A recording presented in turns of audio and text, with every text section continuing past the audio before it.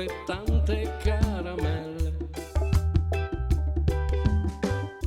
Ha una carriera da lobbista, un contegno da piazzista, viaggia in groppa ad un cammello e non porta mai l'ombrello.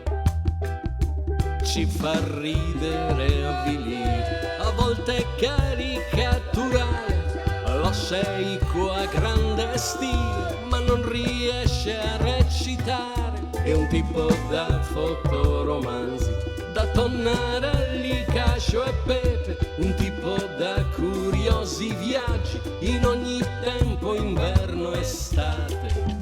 Arriva lo sceicco, stendiamo lo zerbino, ha una candura linda, un sorrisino.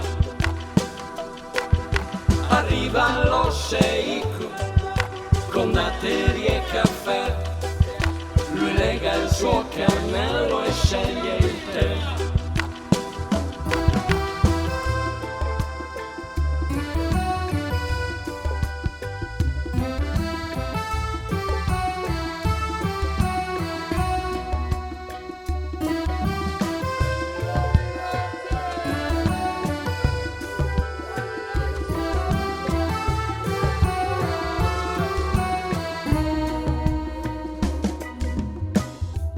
Siamo persi lo sceicco, quello in fondo mai esistito, incontrato in un miraggio mentre offriva acqua e greggio.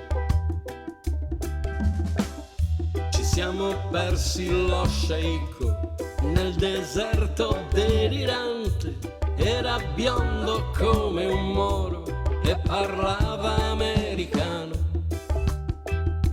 Ci fa ridere e avvilire, a volte caricaturale, lo sceicco a grande stile, ma non riesce a recitare. È un tipo da fotoromanzi, da Tonnarelli, Cascio e Pepe, un tipo da curiosi viaggi in ogni tempo, inverno, estate.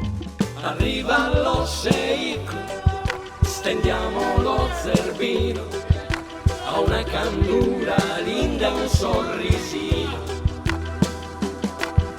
Arriva lo sceicco con datteri e caffè, lui lega il suo cammello e sceglie il tè.